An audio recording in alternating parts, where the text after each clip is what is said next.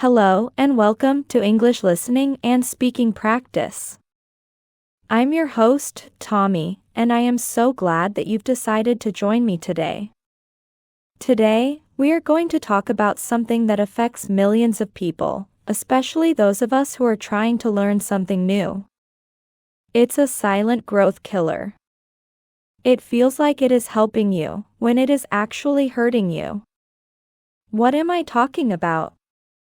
I am talking about perfectionism. Now, you might be thinking, perfectionism? Isn't that a good thing? Doesn't it mean I want to do things well? Wanting to do your best is wonderful. But perfectionism is different. Perfectionism is the feeling that nothing you do is ever good enough. It's the belief that you must always make it better and better, until it feels perfect. It's the idea that if something is not 100% correct, it is not worth doing at all. And this mindset, while it sounds positive, slowly holds you back. It makes you wait. You wait until everything's perfect before you start, before you speak, before you take action. And while you are waiting for the perfect moment, you are missing real opportunities to learn, to grow, and to improve. Today, we are going to explore what perfectionism is, why we become perfectionists, and how it secretly stops us from reaching our goals. And most importantly, I will share practical, simple strategies to overcome it, especially in your English learning journey. If you have ever felt scared to speak because you might make a mistake, or if you have ever delayed starting something because you didn't feel ready, then this episode is for you. Let's learn how to choose progress over perfection.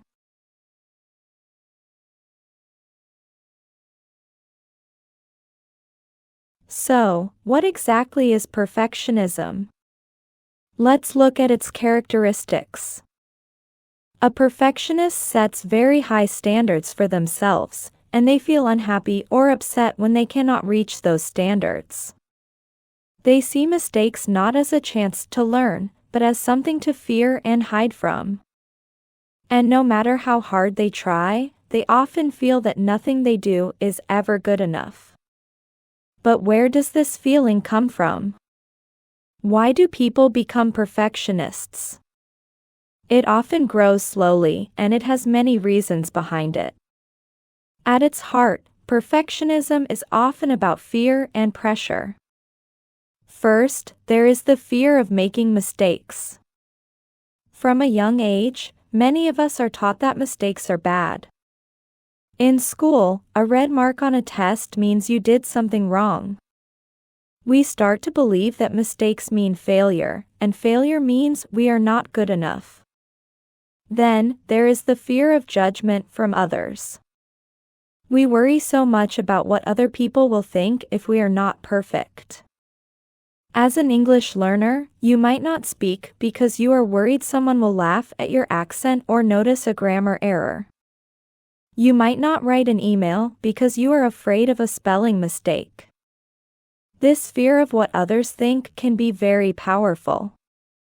Sometimes, perfectionism comes from a desire for approval. We might learn that love, attention, or respect comes from being the best. So, we try to be perfect to impress others and gain their validation. Social media also plays a big role. We look online and see the seemingly perfect lives of others. We see their successes, their perfect photos, their happy moments. This can lead to constant comparison, making us feel that our own lives and our own efforts are not good enough. Pressure can also come from schools or workplaces that only reward flawless work. Or it can come from our families. Sometimes, with the best intentions, parents can make children feel that love and acceptance depend on perfect performance. So, you see, perfectionism isn't just a personality trait. It's a complex mix of fear and pressure, fear of mistakes, fear of judgment, and pressure from the world around us.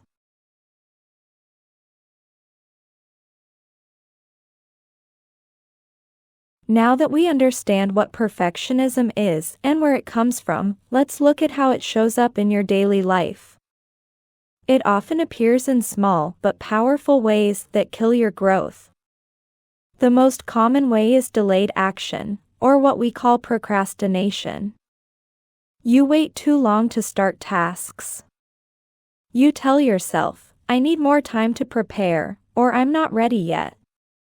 An English learner with perfectionism might think, I will start speaking practice after I learn all the grammar rules. But when will that be? There will always be more grammar rules to learn. So, they wait, and no real speaking practice ever happens. Another sign is overchecking and redoing. Do you spend a very long time writing a simple email? Do you check every single word, every single comma, and every single sentence again and again? This leads to delays, wastes your time, and creates unnecessary stress. Perfectionism also leads to avoidance. You might avoid starting a new hobby or learning a new skill because you are afraid you won't do it perfectly from the very first try. So, instead of trying and learning, you do nothing at all. This fear can even make simple choices difficult. This is called decision paralysis. A perfectionist might spend a very long time choosing something simple, like what to eat for lunch, because they want to make the best possible choice. This makes life feel heavier and slower. In language learning, perfectionism often shows up as silence. You choose not to speak because you want to be perfect. The fear of making a grammar mistake, using the wrong word, or being laughed at keeps you silent. But speaking is the only way to get better at speaking. By staying silent, you miss the most important practice of all. All of these behaviors are driven by fear and pressure. They leave you feeling tired, frustrated, and often, they make you believe that you are the problem, when the real problem is the perfectionist mindset itself.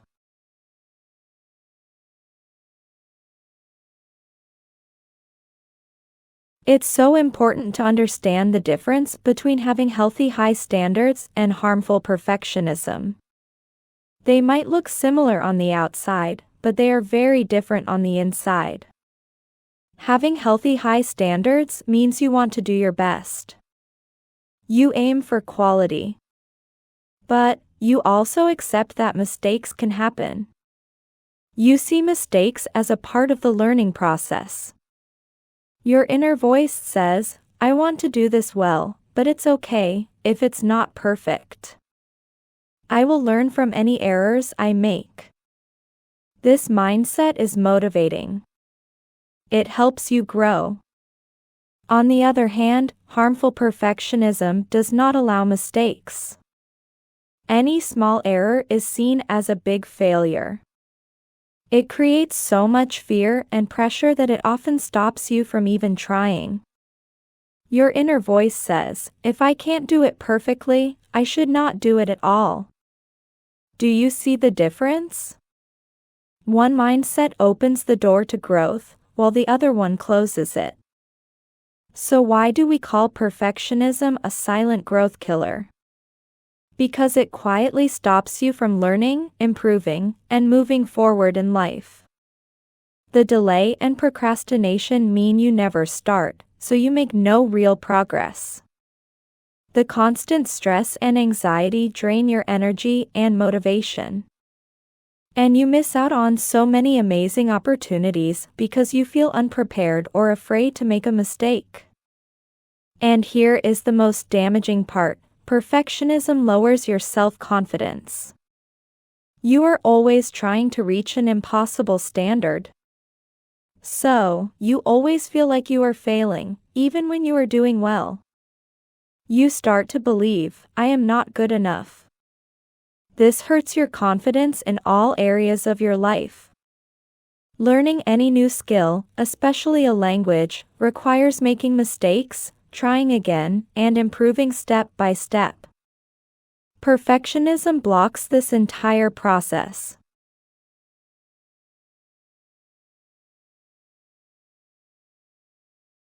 Okay, we've talked a lot about the problem.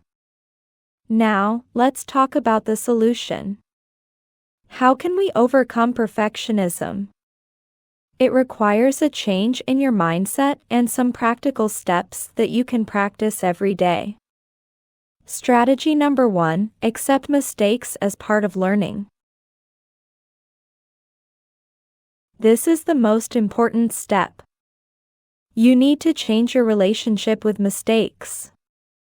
Mistakes are not signs of failure, they are steps that help you improve. They are necessary for learning. When you make a mistake, don't feel ashamed. Instead, see it as helpful information. Ask yourself, what can I learn from this?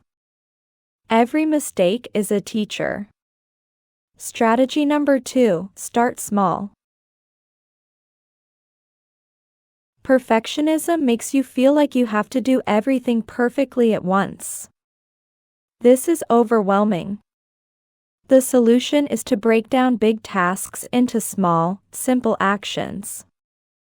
If your goal is to speak English fluently, that's too big. A smaller step is, I will say 3 sentences in English today. Each small step you take builds your confidence for the next one. Strategy number 3: focus on progress, not perfection. Change the question you ask yourself. Instead of asking, am I perfect yet? Ask yourself, am I better than I was yesterday? Progress is real. You can see it. You can feel it. When you focus on your small improvements, you will feel motivated to keep going. Strategy number 4: practice self-kindness. Talk to yourself like you would talk to a friend you care about. If you make a mistake, don't say, I'm so stupid. Say, that's okay, I'm learning. Everyone makes mistakes. Be gentle and patient with yourself. Your inner voice should be your biggest supporter, not your biggest critic. Strategy number 5: celebrate your small wins. Did you use a new word in a conversation? Celebrate it. Did you speak for 1 minute without stopping? Celebrate it. Acknowledge your progress. These small celebrations will keep your motivation high and remind you that you are moving forward. Strategy number 6: remind yourself that no one is perfect. Listen to native English speakers. They make mistakes. They pause. They correct themselves. Even experts make mistakes. The difference is, they don't stop.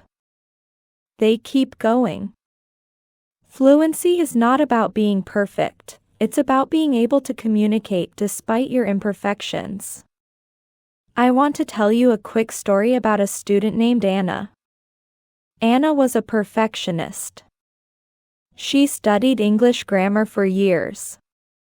She knew all the rules. But she never spoke. She was too afraid of making a mistake.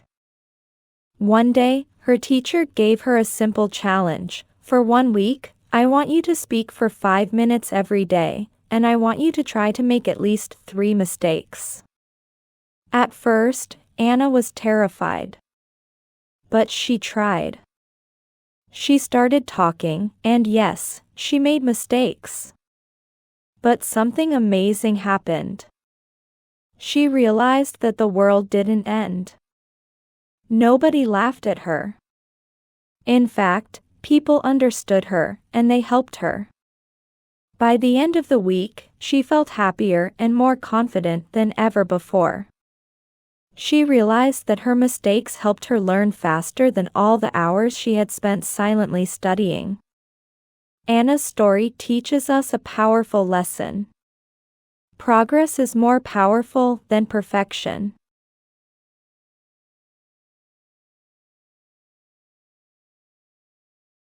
So, as we come to the end of our episode today, I want you to think about your own journey.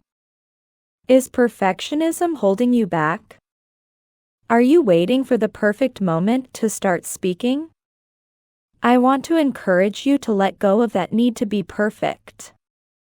Embrace the messy, beautiful process of learning. Your goal is not to be a perfect English speaker. Your goal is to be a brave English speaker. Your goal is to learn, to improve, and to enjoy the journey. Start today. Start small.